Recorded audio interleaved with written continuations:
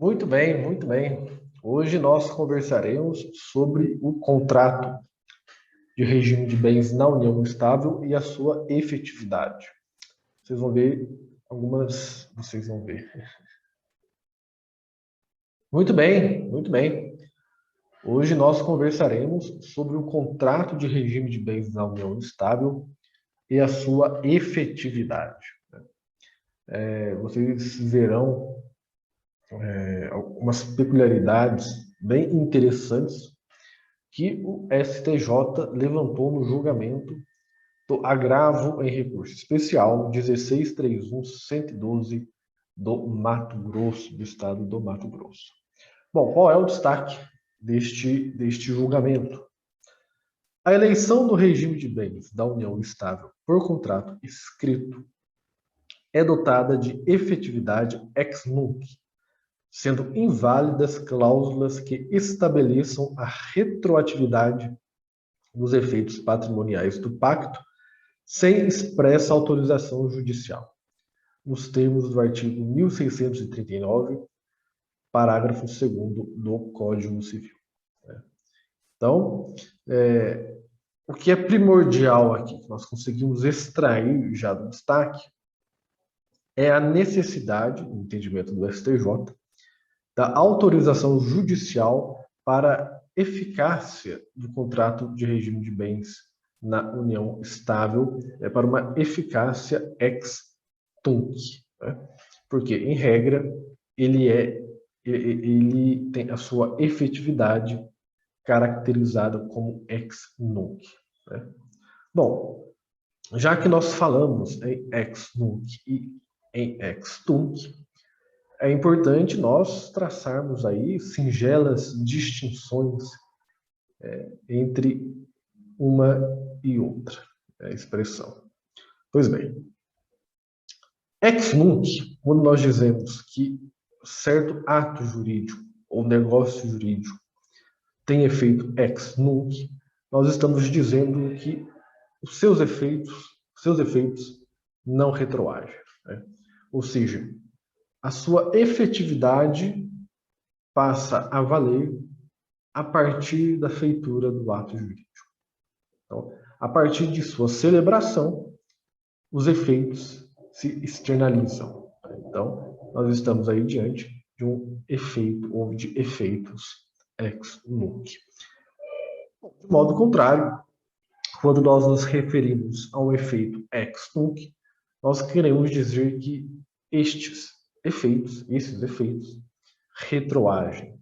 Ou seja, os efeitos de um ato jurídico, de um negócio jurídico, atingem ou modificam relações passadas. Então vejam, a diferença, basicamente, entre um efeito ex nunc e um efeito ex tunc é que o primeiro atinge apenas as relações que sobrevierem à realização do ato jurídico ou do negócio jurídico.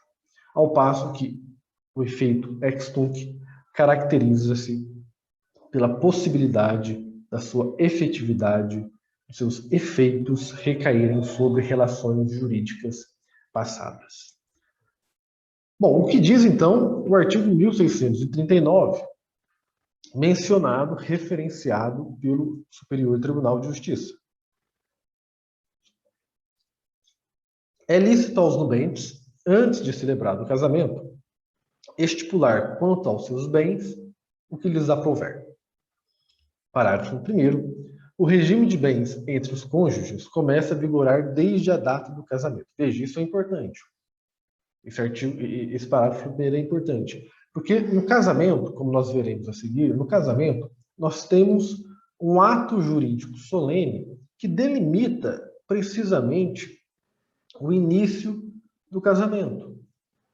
Esta situação não é igual à união estável, em que nós não temos um ato jurídico propriamente dito destinado à finalidade de indicar o início daquela relação. Então, essa é uma distinção muito importante. Parágrafo 2º. É admissível a alteração do regime de bens mediante autorização judicial em pedido motivado de ambos os cônjuges apurada a procedência das razões invocadas e ressalvado os direitos de terceiro. Pois bem, vejam, aquilo que eu acabei de dizer. O casamento, eu costumo afirmar que é o ato jurídico mais solene que nós temos no direito civil. E digo isso em função do artigo 1535 do Código Civil.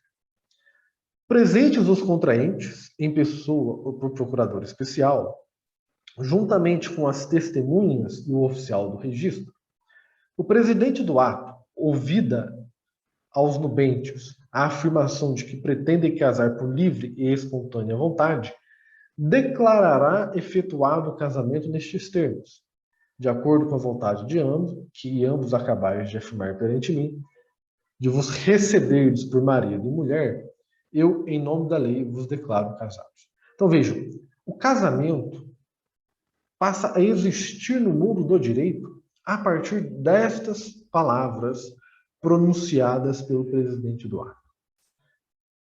Com estas palavras, nós temos efetuado o casamento. Então nós temos um ato jurídico absolutamente solene que marca o início do casamento. Na união instável, nós não temos um ato como este do artigo 1535. Pelo contrário, a união estável é uma união de fato, como já repeti inúmeras vezes aqui. A união estável é uma união de fato, enquanto que o casamento é uma união de direito. Então, dos artigos 1723 ao 1727, nestes artigos, nós não encontramos qualquer disposição legal que nos indique precisamente um ato que marque o início da união estável. Nós não temos, a priori, este marco temporal. Aliás, isso fica bem destacado no Código Civil quando nós lemos o seguinte, que a união estável caracteriza-se por ser uma convivência pública, contínua e duradoura, estabelecida com o objetivo de constituição de família. Então, vejam, nós podemos falar que o início da união estável, isso aqui eu estou dizendo agora, né, para fins meramente explicativos, que o ato jurídico, se nós podemos falar de um ato jurídico que dê início à união estável, é um ato que se dilui no tempo. Porque a lei exige uma convivência pública contínua e duradoura. Então não é como no casamento, que é apenas um ato bem delimitado e absolutamente solene que marca o início daquela relação. Na união estável nós não temos isso. Nós temos uma convivência pública que se estende no tempo. Então, vejam que diferença absurda entre o casamento e a união estável. Uma das diferenças, mas, sem dúvida, uma das mais importantes.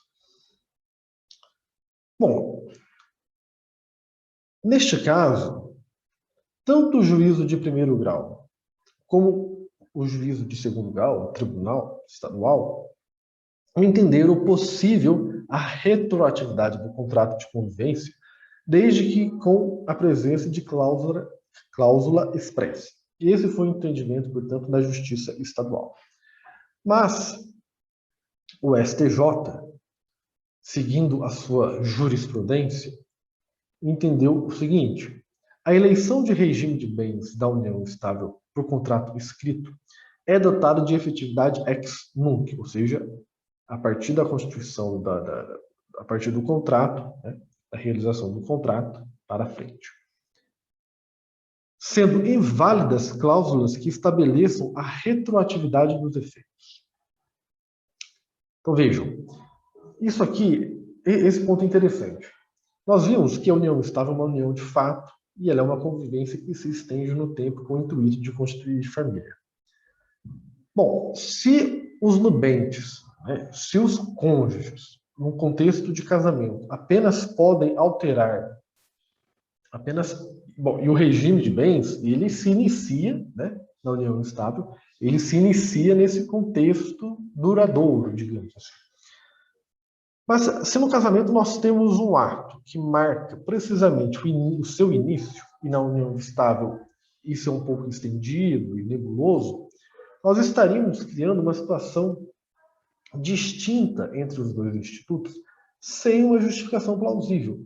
Porque se exigiria um regime mais gravoso para os cônjuges e algo mais simplificado, digamos assim, em relação aos conviventes. Né? E vejam, se o casamento se inicia com a sua celebração, e a partir daquele momento ele só pode ter o seu regime de bens alterado mediante autorização judicial, por que haveria de ser diferente na união estável? Essa justificativa nós não encontramos, até porque a lei é silente. Né? E aí nós criaríamos, como eu disse, duas situações distintas, né, mas sem uma justificativa razoável para esse descrime. Né?